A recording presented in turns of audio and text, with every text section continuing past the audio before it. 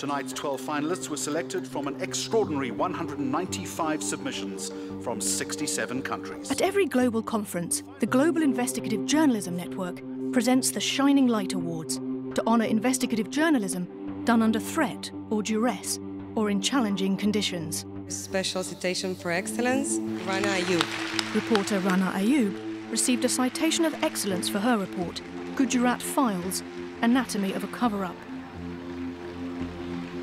Ayyub went undercover for 9 months to record top officials speaking candidly about the 2002 riots in Gujarat, a province of India, where more than 1,000 Muslims were murdered. Well, in the year 2010, I sent the first serving Home Minister of India behind bars. I got his call records and I got him behind bars in one of the most serious cases of extrajudicial murders.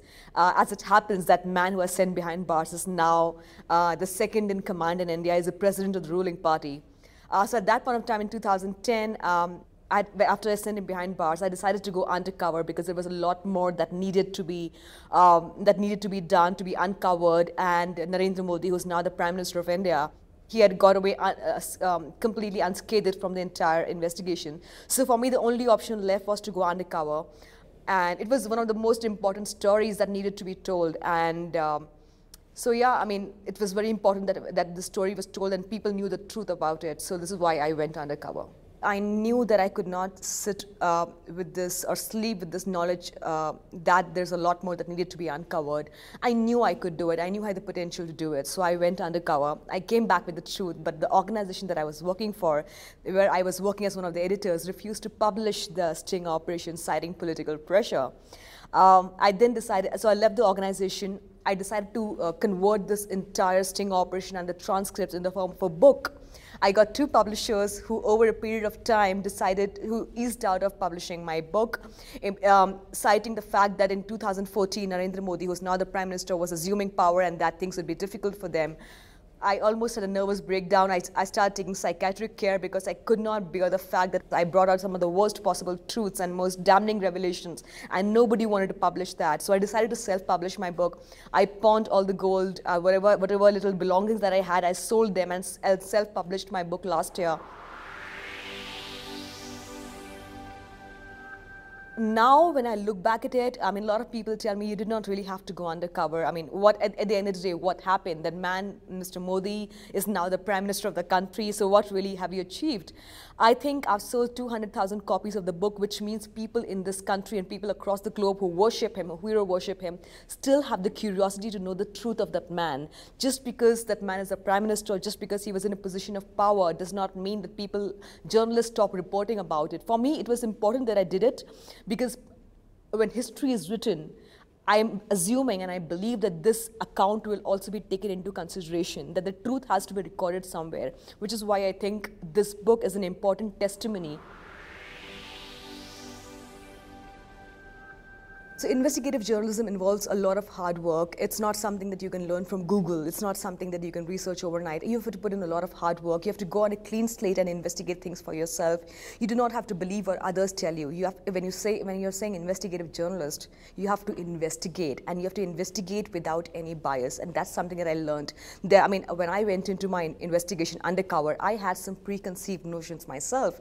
And of course, when I went in undercover, I realized that things were not as they had seemed earlier. It's not a 9-to-5 job. It's not a job where you brush your teeth and you just go to work and then come back and go back to your kids. No, I mean, you give your life to it. If you want to earn money, this is not the profession. If you want absolute contentment, investigative journalism is for you.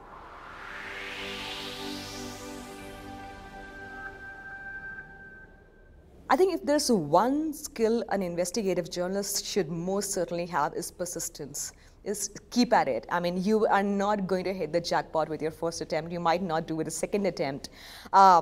You might just get lucky in your 100th attempt. You have to have a lot of patience, perseverance, and you have to have the nose for news. the most important weapon for an investigative journalist is his or her instinct to tell you what is right and what is wrong. There are a lot of people who would feed you information.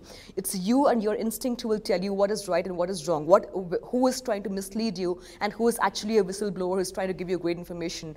And of course, the most important thing, if you really fear for your life, then investigative journalism is not your profession.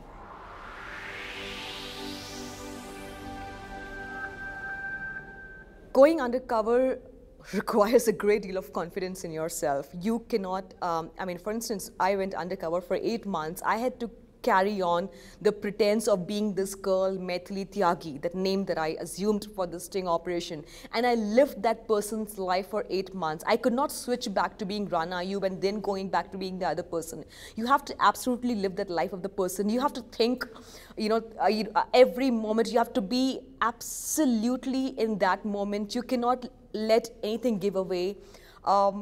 You have to have great presence of mind. When you're an undercover journalist, nothing. I mean, there are people who might want to test you. And of course, when you're undercover, you wear a lot of equipments on you. You wear a lot of cameras. So you have to ensure that everything is well placed. You do not betray any emotion that shows some nervousness that you are wearing a camera and that you are undercover. Because one hint of nervousness and the other person gets it. You cannot afford to be nervous when you're undercover.